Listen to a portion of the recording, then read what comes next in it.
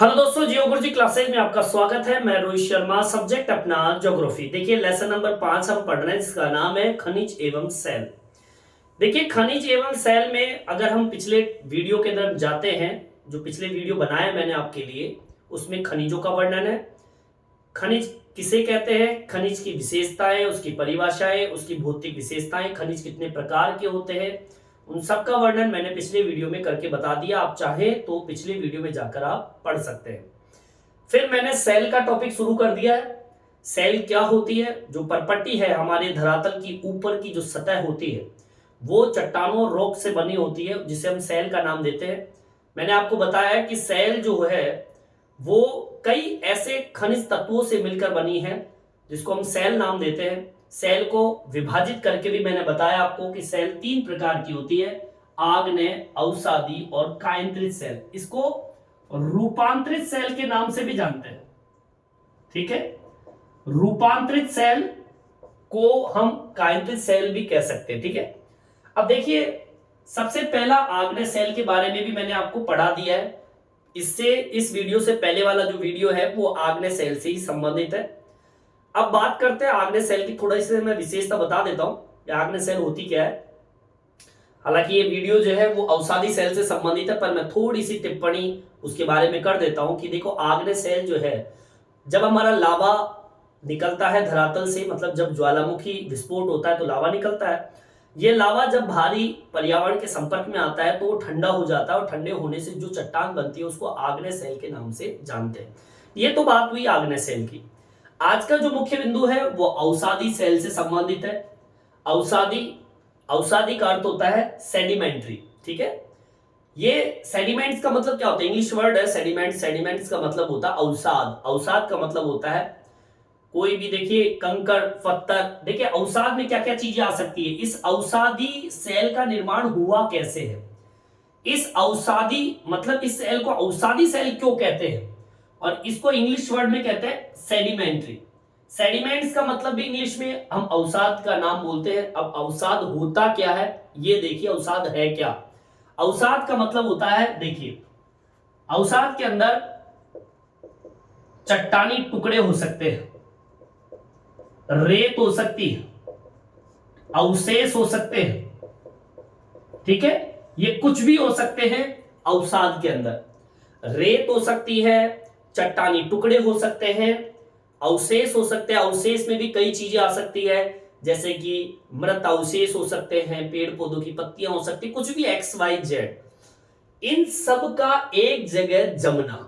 ठीक है, एक जगह जब जम जाता है तो उसे हम अवसाद सेल के रूप में प्राप्त करते हैं। मतलब ये कि अवसाद एक तरीके से, अवसाद क्या कहेंगे? अवसाद होते हैं जो वेस्ट होता है, चट्टान का टुकड़ा है, रेत है, जब एक जगह एकत्रित हो जाती है, वो जम जाती है, तो अवसादी सेल का निर्माण हो जाता है। ये शॉर्ट लैंग्वेज में मैंने आपको समझा दिया।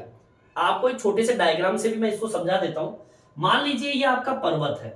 ठीक है, इस पर्वत के ऊपर जैसे कि मान लीजिए बारिश होती है और यहां कोई चट्टान टूटकर, और इसी चट्टान के साथ में रेत है, पानी इन चट्टानी टुकड़ों को, रेत को इकट्ठा करके और नीचे जो धरातल है यहां पर लाके क्या कर देता है? इकट्ठा कर देता है, जमा देता है। ठीक है, अब ये जो जमाव है मतलब अवसाद के जमाव से बनने वाली चट्टान को क्या कहते हैं? अवसादी सेल कहते हैं। ठीक है, यही अवसादी सेल है और कुछ भी नहीं है इसमें। इतनी सी बात याद रखनी है कि जब चट्टानी टुकड़े, रेत या फिर अवशेष, कुछ भी हो सकता है, वो जल के साथ में चाहे बहकर आए, चाहे वो हवा के साथ बहकर आए, समझ आई बात? चाहे वो जल के साथ बह के आए, हवा के साथ आए, चाहे वो बर्फ के साथ आए, बहने का कारण जैसे अपर्दन जिसे हम बोलते हैं, अपर्दन का मतलब होता है बहना। ठीक है, तो ये बहना जल के साथ, हवा के साथ, बर्फ के साथ, जब ये बहते बहते नीचे आते हैं या उड़ती हुई हवा अचानक से रुक जाए तो वो कंकड़ पत्थर वहीं पर जम जाते हैं। ठीक है ना, जैसे ही वेग कम होता है हवा का, जल का, बर्फ का, तो धीरे धीरे वो पदार्थ जो है वो जमना शुरू हो जाते हैं।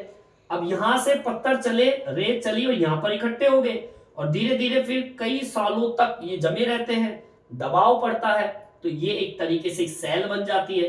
तो अवसाद की, ये अवसाद है, इन अवसाद के जमाव से बनने वाली चट्टान को हम अवसादी सेल कहते हैं। बस ये इसकी विशेषता, परिभाषा आप मान लीजिए एक तरीके से, ये अवसादी सेल शॉर्ट लैंग्वेज में मैंने आपको समझा दिया। ठीक है, इस डायग्राम से आपके समझ में भी आ गया होगा। चलिए अब मुख्य बिंदु पे आ जाते हैं। ये तो चलिए मैंने आपको सीधे तरीके से आपको समझा दिया। अब थोड़ी किताबी बात कर लेते हैं, किताब में क्या दिया हुआ है। देखिए सबसे पहले तो मैं अवसादी का अर्थ बता देता हूं। अवसादी का अर्थ क्या होता है, देखिए अवसादी का अर्थ, अब जैसे कि आपको पता है अवसादी का अर्थ क्या है, सेडिमेंट्री। अवसादी का जो अर्थ है वो सेडिमेंट शब्द की उत्पत्ति से लिया गया, या फिर हम कहें कि सेडिमेंट शब्द का मतलब ही, अर्थात हम कह सकते हैं अवसादी का अर्थ होता है सेडिमेंट। ठीक है, सेडिमेंट एक इंग्लिश वर्ड है और सेडिमेंट्स का अर्थ क्या होता है, अवसाद, ऐसे मान लीजिए आप। ठीक है, अवसादी का अर्थ क्या है, सेडिमेंट्री। क्लियर। इस शब्द की उत्पत्ति लैटिन भाषा से हुआ है, मतलब ये सेडिमेंट्री जो है या फिर हम कहें अवसादी जो शब्द है, ठीक है, शब्द की उत्पत्ति लैटिन भाषा के एक शब्द है, उसको बोलते हैं सेडिमेंट्स। ठीक है, भाषा के एक शब्द सेडिमेंट से हुई है। बोलिए, समझ में आ गई बात। दोबारा मैं आपको बता रहा हूं, अवसादी का अर्थ सेडिमेंट्री से है। सेडिमेंट्री शब्द की उत्पत्ति लैटिन भाषा के एक शब्द सेडिमेंट से हुआ है। अब यहां पर सेडिमेंट्स का अर्थ क्या है, सेडिमेंट्स का अर्थ है जिसका अर्थ, अब जिसका अर्थ क्या होता है, इस सेडिमेंट्री या अवसादी का मतलब क्या होता है, ये सेडिमेंट्स का अर्थ क्या होता है, व्यवस्थित होना। ठीक है, व्यवस्थित होना, मतलब ये कि जो आपका सेडिमेंट शब्द आया है इसका मतलब होता है व्यवस्थित होना। अभी मैंने आपको क्या बताया कि पहाड़ से कंकड़, पत्थर, रेत, अवशेष जो है वो पानी के साथ बहकर आते हैं और नीचे आके जमा हो जाते हैं, या फिर हम कहें वो व्यवस्थित हो जाते हैं, सेट हो जाते हैं एक तरीके से। समझ में आई बात। ठीक है, तो एक बार लाइन दोबारा देख लीजिए। अवसादिक अर्थ सेडिमेंट्री शब्द की उत्पत्ति लैटिन भाषा के एक शब्द सेडिमेंट से हुई है, जिसका अर्थ होता है व्यवस्थित होना, जैसे कि कंकड़ पत्थर का बहकर आना और फिर वो जम जाना, व्यवस्थित रूप से सेट हो जाना, उसे हम कहते हैं अवसादी। ठीक है, अवसादी सेल कह दीजिए, कुछ भी कह दीजिए। ठीक है, अब आगे बढ़ते हैं। देखिए ये अवसाद आता कहां से है, मैं आपको बता दूं, पृथ्वी की सतह है, इस पृथ्वी की सतह पर कितनी सेलें होती है, 3 सेल होती है। आग्नेय सेल होती है, अवसादी सेल होती है और कायंत्रित सेल होती है। ये तीनों ही चट्टान जब टूटती है, ठीक है, अपक्षी कारक जो कारक है, अपक्षा कारक जो कारक है, कारक कौन से हो सकते हैं, वो जल हो सकता है, हवा हो सकती है, बर्फ हो सकता है। भाई यही तो तीनों चीज है जो चट्टानों को तोड़ती है। पानी जब बार बार चट्टानों पे गिरेगा तो चट्टान को टूटनी है, हवा बार बार किसी पर दबाव डालेगी तो वो ढीली हो जाती है और वो टूट जाती है। तो मतलब पृथ्वी की सतह की जो सेलें हैं, आग्नेय, अवसादी, कायंत्रित, ये सेलों के ऊपर जब अपक्षय कारक कार्य करते हैं तो उसके कारण सेल जो होते हैं वे विभिन्न आकारों में विभाजित हो जाती है, टूट जाती है, या फिर हम कहें विखंडित हो जाती है। आगे बात समझ में। और ये चट्टानों के टुकड़े जो है वो किन कारणों से, बहिर्जन कारकों की वजह से। बहिर्जन कारक कौन से होते हैं, जो ऊपर से बल लगाते हैं, जल, हवा, बर्फ, इनके द्वारा फिर एक स्थान से दूसरे स्थान पर बह जाते हैं। फिर जब इनका वेग कम हो जाता है तो ये धीरे धीरे क्या होने लगते हैं, जमने लगते हैं, और फिर जमाव से फिर आपकी चट्टान बनती है, उसे हम अवसादी सेल का नाम देते हैं। ठीक है, चलिए अब इसमें किस तरीके से लिखेंगे सुन लीजिए। पृथ्वी, आपकी पृथ्वी है, उस पृथ्वी की सतह पर कितनी सेलें हैं, पृथ्वी की सतह पर प्रमुख सेलें आग्नेय, अवसादी व कायंत्रित। ठीक है, पृथ्वी की सतह पर प्रमुख शैलें आग्नेय, अवसादी, कायांतरित शैलों का जब अपक्षय होता है। अब यहां पे अपक्षय शब्द का मतलब क्या होता है? अपक्षय का मतलब होता है टूटना, ठीक है। अपक्षय होता है या कहे टूटना होता है, ठीक है। पृथ्वी की सतह पर प्रमुख शैलें आग्नेय, अवसादी, कायांतरित शैलों का जब अपक्षय होता है या फिर वो टूट जाते हैं तो वह अवसाद का रूप धारण करती है। मतलब अब ये टूट गई चट्टानें, ठीक है ना, क्योंकि देखिए यहां पर अब आप कहोगे सर इसमें अवसादी चट्टान क्यों जोड़ दी जब तो अवसादी सेल बना रहे हैं हम लोग। देखिए कहीं ना कहीं अवसादी सेल भी तैयार है, आग्नेय सेल भी तैयार है, कायांतरित सेल भी तैयार है, ठीक है ना कहीं अवसादी सेल, क्योंकि शुरुआत में जब पहली बार अवसादी सेल बनी होगी तो आग्नेय सेल से ही बनी होगी, ठीक है, क्योंकि आग्नेय सेल प्राथमिक सेल की संज्ञा दी गई है, क्योंकि सबसे पहले जो सेल बनी थी वो आग्नेय सेल बनी थी। अब आग्नेय सेल जब टूटी तो उसका अवसाद जो था उसी से अवसादी सेल बनी, मतलब आग्नेय सेल के जो टुकड़े थे जब वो जम गए तो उससे ही क्या बनी? अवसादी सेल। अब अवसादी सेल भी तैयार है, आग्नेय सेल भी तैयार है, उधर से कायांतरित सेल भी तैयार है, ठीक है, तीनों सेल तैयार है। अब तीनों सेलों से ही चट्टानें टूट रही है और किसमें बदल रही है? अवसाद का रूप धारण कर रही है। बोलिए आगे बात समझ में, ठीक है। अब अवसाद बन गया, अब आगे सुनिए, ये चट्टानी टुकड़े, अब इन चट्टानी टुकड़ों का होता क्या है सुनिए, बहिर्जनिक कारकों से। अब पूछोगे बहिर्जनिक कारक कौन से हैं? बहिर का मतलब होता है बाहर से लगने वाला बल, जैसे कि जल का बल लगता है, हवा का बल लगता है, बर्फ का बल लगता है। तो ये चट्टानी टुकड़े, ये अवसादी रूप जो है जिसे हम कहते हैं चट्टानी टुकड़े, ठीक है, ये अवसाद हम चट्टानी टुकड़ों को बोल रहे हैं। तो ये चट्टानी टुकड़े जो है वो बहिर्जनिक कारक से, जल, हवा, बर्फ से उनका क्या होता है? अपर्दन होता है, ठीक है ना, वो बह जाते हैं, ठीक है। अपर्दन सॉरी बहिर्जनिक कारकों से इनका क्या होता है? अपर्दन। अपर्दन का मतलब क्या होता है? बहना। फिर जब इन कारकों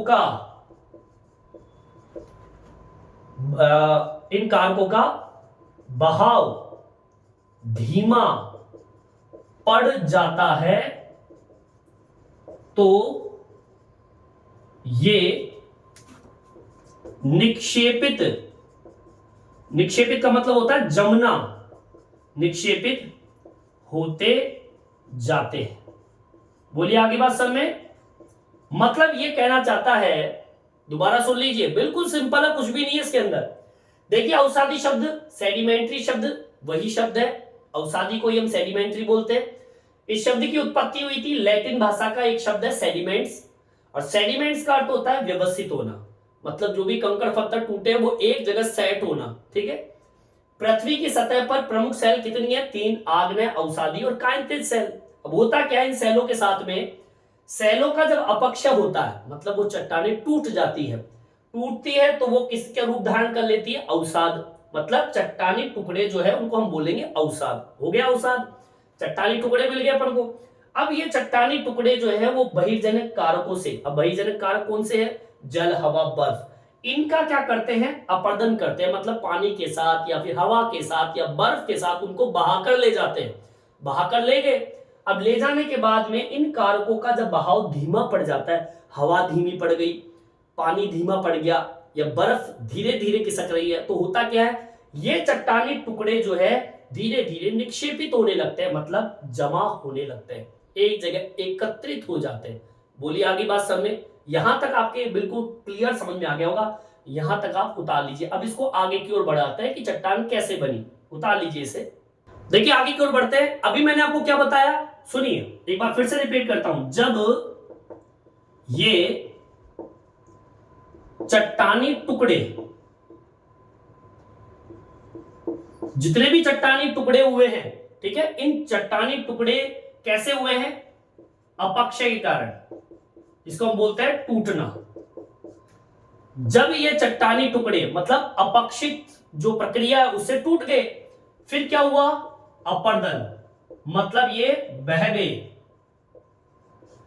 वह फिर क्या हुआ? निक्षेपण। निक्षेपण का मतलब होता है जमाव। से बनने वाली सेलों को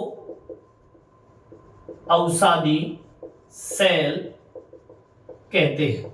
बिल्कुल सिंपल सी लाइन है, कुछ भी नहीं है इसके अंदर। जितने भी चट्टानी टुकड़े हुए मतलब अपक्षित हुए हैं, अपक्षय का मतलब टूटना, फिर वो टूटे हुए जो चट्टानी टुकड़े हैं वो बहकर चले गए पानी के साथ, हवा के साथ, बर्फ के साथ। फिर बहकर जब चले गए, उनका बहाव जब धीमा हुआ तो वो निक्षेपण हो गए, मतलब वो जमा हो गए। फिर उससे बनने वाली जो सेल है उसे हम क्या नाम दे देते हैं? अवसादी सेल बोल देते हैं। समझ में आई बात? अब आपको मैं बता दूं, पहले टूटा, फिर बहा और फिर जमा। ये जो प्रक्रिया है मतलब यह प्रक्रिया अर्थात ये पदार्थ के बहकर जमने से बनने वाली जो चट्टान है, इस प्रक्रिया को, ये सारी प्रक्रिया को हम बोलते हैं सीलीभवन नाम देते हैं। इस प्रक्रिया को क्या नाम देते हैं? सीलीभवन। इस लिख दीजिए इसे। यह प्रक्रिया जिसमें टूटने, बहने व जमने की प्रक्रिया से जो चट्टानें बनी हैं, जिसे अवसादी सेल कहते हैं, इस प्रक्रिया को किस नाम से जानते हैं? सीलीभवन। कौन सा भवन? सीलीभवन नाम दिया गया इसको, ठीक है, सीलीभवन कहते हैं। बिल्कुल सिंपल सी लाइन है। कौन सी प्रक्रिया भाई? टूटेगा, फिर बहेगा, फिर जमेगा, ये जो प्रक्रिया गुजरी है और फिर एक सेल का निर्माण होता है जिसे हम अवसादी सेल कहते हैं। तो ये जो प्रक्रिया जो टूटने की है, बहने की है और फिर जमने की जो प्रक्रिया जो चली है, उस प्रक्रिया को हम क्या नाम देते हैं? सीलीभवन। कई बार एग्जाम में पूछ लिया जाता है कि सीलीभवन किसे कहते हैं। अब सुनिए, जब ये सीलीभवन की प्रक्रिया होती है उसी के बाद में अवसादी सेल में कुछ विशेषताएं पनपती है। मतलब अवसादी सेलों में निक्षेपण परत जिसको हम सीलीभवन कहते हैं, उस सीलीभवन के बाद में ही उस सेल में कुछ विशेषता उत्पन्न होती है, तब जाके हम उसको अवसादी सेल का नाम देते हैं। आप ध्यान रखना इस चीज को। इसको मेंशन कर देता हूं, क्या लिखेंगे? अवसादी सेलों, ठीक है। अवसादी सेलों में निक्षेपित प्रक्रिया सीलीभवन के बाद ही सेल जैसी विशेषता उत्पन्न होती है। मतलब अगर चट्टान टूटकर बिखर जाए तो उसको हम सीलीभवन नहीं कहेंगे। पहले चट्टान टूटेगी, फिर वो बहेगी और फिर जमेगी। उस प्रक्रिया के बाद में जब चट्टान जैसा कुछ उसमें दिखेगा, उसकी जो विशेषताएं जब पनपेगी, उसे ही हम नाम देंगे अवसादी सेल। क्लियर? यहां तक आपके समझ में आ गया होगा, ठीक है। ठीक है, 2 बिंदु 3 बिंदु आपको मैंने बताए, यहां तक समझ में आ गया होगा, ठीक है। सीलीभवन किसे कहते हैं, अवसादी सेल कैसे बनती है, टूटकर बहना, फिर जमना, फिर सेल अवसादी सेल बनती है, और ये जो प्रक्रिया उसे हम क्या नाम देते हैं? सीलीभवन। चलिए अब आगे की ओर बढ़ते हैं। मैं आपको बताऊंगा निर्माण पद्धति के आधार पर अवसादी सेल को भी 3 भागों में बांटा गया है, ठीक है। यहां तक आप उतार लीजिए। देखिए आगे की ओर बढ़ते हैं। टॉपिक डाल दिया निर्माण पद्धति के आधार पर अवसादी सेलों के प्रकार। इंपॉर्टेंट है। देखिए सबसे पहला एक प्रक्रिया होती है यांत्रिक रूप से निर्मित। कौन सी प्रक्रिया होती है? यांत्रिकी रूप से निर्मित, ठीक है। अब यांत्रिक रूप से निर्मित कौन कौन सी चट्टानें बनती है जो कि आपके अवसादी सेल के ही पार्ट है। मतलब जब निर्माण पद्धति के आधार पर हम देखते हैं तो अवसादी सेल को कितने भागों में बांटा है? 3 भागों में। अब उसमें सबसे पहले आता है यांत्रिकी रूप से निर्मित। सेकंड नंबर पे जो आएगी वो कहेंगे कार्बनिक रूप से निर्मित। किस रूप से? कार्बनिक रूप से निर्मित है। और एक और है, एक चट्टान और है जो कि अवसादी सेल का ही रूप है, उसे हम कहेंगे रासायनिक रूप से निर्मित। ठीक है, रासायनिक रूप से निर्मित मतलब यह कि जब निर्माण पद्धति के आधार पर देखते हैं तो अवसादी सेल में यांत्रिकी प्रक्रिया भी होती है, कार्बनिक भी होती है और रासायनिक क्रिया भी होती है। इन तीनों प्रक्रियाओं के माध्यम से भी अवसादी सेल का निर्माण होता है। अब देखिए अवसादी सेल के अंदर कौन कौन सी सेलें आती है, जैसे कि यांत्रिक रूप को अगर देखें तो आपने नाम सुना होगा बालुकाष्म का। अब ये बालुकाष्म जो है वो अवसादी सेल है जो कि यांत्रिक प्रक्रिया से उत्पन्न हुई है। ठीक है, एक नाम सुना होगा आपने पिंडशिला। ठीक है, ये भी थोड़ा सा आपको कंफ्यूजन लगाओ पिंडशिला क्या होती है, लेकिन आपको मतलब चूने का नाम जरूर सुना होगा आप लोगों ने, चूना प्रस्तर, चूने का तो नाम सुना होगा, ये आपके अवसादी सेल के अंदर ही आती है। ठीक है, इसके अलावा सेल, एक होता है विमृदा, ये सब आपके यांत्रिक रूप से निर्मित है जिसे हम अवसादी सेल का नाम देते हैं। क्लियर? अब आगे सुनिए, अब बात कर लेते हैं कार्बनिक रूप से निर्मित अवसादी सेल। जैसे कि आपने सुना होगा गीजरराइट का नाम सुना होगा। ये गीजरराइट जो है वो कार्बनिक रूप से निर्मित हुई है जिसे हम अवसादी सेल का नाम देते हैं। ठीक है, इसके अलावा खड़िया का नाम सुना होगा, ये भी आपके अवसादी सेल के अंतर्गत आता है। इसके अलावा चूना पत्थर, ठीक है, चूने से बनने वाले पत्थर, ये भी इसमें आते हैं। चलिए यहां तक नहीं समझ में आया होगा तो इसको तो जानते होंगे आप लोग, कोयला। ये जो कोयला है ये कार्बनिक रूप से निर्मित है और ये अवसाद से ही बना है। आपने देखा होगा, पढ़ा भी होगा कि जो आपके पृथ्वी उल्टी पलटी हुई और उसके बाद में पूरे ऊपर का जितना भी कार्बन था वो नीचे जमीन में जाके धस गया और जम गया।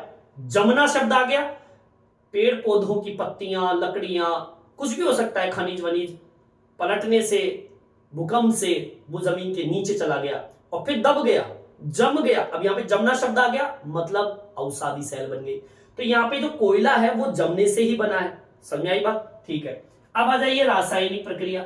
अब रासायनिक प्रक्रिया में कौन कौन से, जैसे कि इसमें भी आपका चूना पत्थर शामिल है, ठीक है, जो कि रासायनिक से संबंधित है। इसके अलावा हेलेलाइट या पोटास का नाम तो सुना होगा, चलिए छोड़िए, पोटास तो सुना ही होगा। ठीक है, ये भी आपके किस में आते हैं, रासायनिक में आते हैं और ये अवसादी सेल का ही उदाहरण है। आगे बात समझ। इसके अलावा हेलाइट्स, ठीक है, तो इस तरीके से ये 3 प्रकार की सेल है जो कि अवसादी सेल से संबंधित है, जो कि निर्माण पद्धति के आधार पर इनको विभाजित किया गया।